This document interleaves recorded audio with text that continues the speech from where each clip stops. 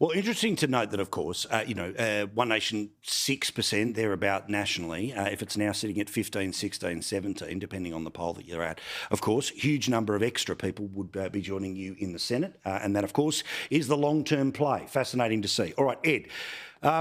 Julia Gillard's given a speech about how Parliament, a little bit too masculine with all of its yelling and shouting and carrying on, which, of course, means that she never wants anyone to ever show the misogyny speech ever again. Because raised voices is not good in Australian Parliament unless, of course, it's hers in defence of Peter Slipper.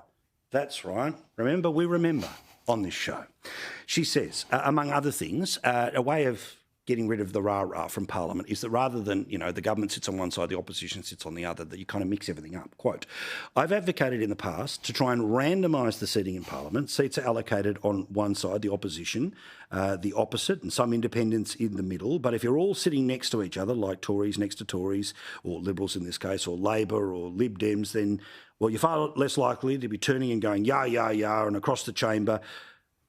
Do you think this is the necessary changes that we need to make Parliament less yelly? But I sort of thought that, yes, while yelling could be considered a little bit sort of in the modern world to be a little bit too masculine, the reality is that the contest of ideas should evoke passion, regardless of whether you are male, female, they, them, Liberal, Labor or Tiffany Teal.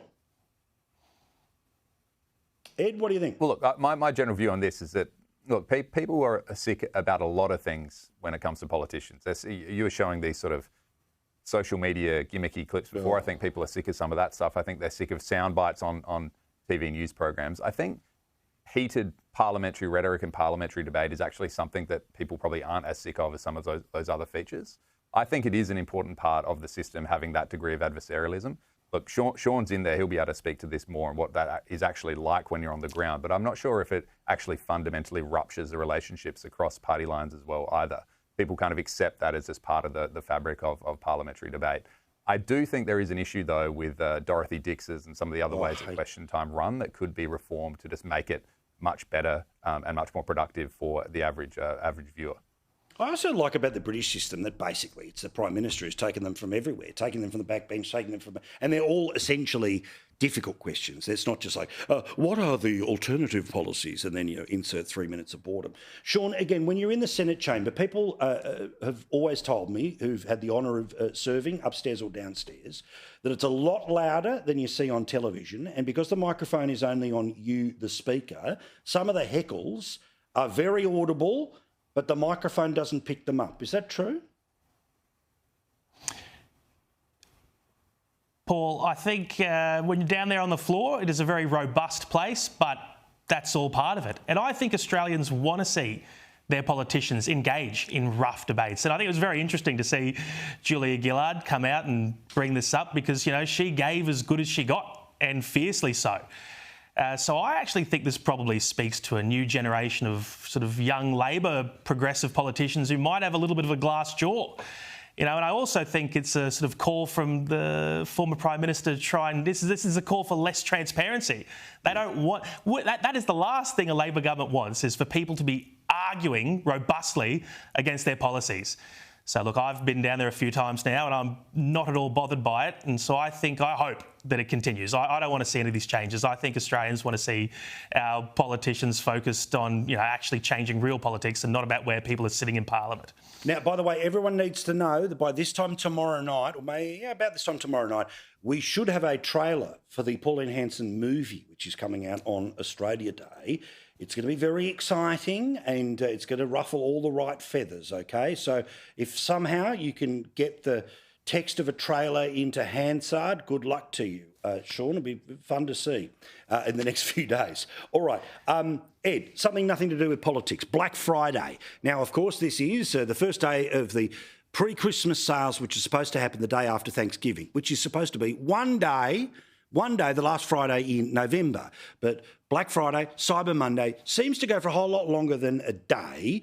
Are you the type of person who goes nuts over this stuff? Are you jumping on the 12.5% off stuff, or you, like me, are desperately disappointed that 10 minutes before midnight on Christmas Eve, they don't deliver?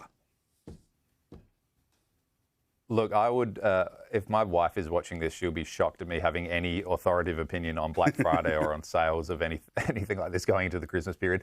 I got to confess, I'm one of those folks that literally, like the day before Christmas, buys all my presents, cops all of the extra costs of that. So in terms of this particular shift we're seeing, I mean, it's a bit of an Americanization of our November period. I don't know if that's a good or a bad thing, but look, it's part of the fabric now, and we're seeing consumers really do respond to it.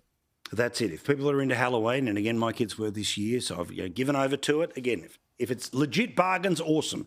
If it's just sort of 20% off the 21% that we put it up by the night before, which I think is illegal, but still not a great idea. All right, Sean, give me a bold prediction for the week ahead, right? What is definitely happening this time, over the next 7 days? Paul, you stole my scoop. I was actually going to make a bold prediction that on Tuesday, that One Nation trailer that they're going to drop is going to break the internet. Yeah. I think it'll be a day of tears. You'll have them crying with laughter, the people with a sense of humour, and the ones without a sense of humour will just be crying, Paul. So I'd say people keep their eyes focused on that, because that is going to be a big one. All right, Ed, super fast, mate. Prediction. I don't think you can get through the week as the opposition leader without there being a great deal of speculation and intention on what she's actually going to do around the leadership.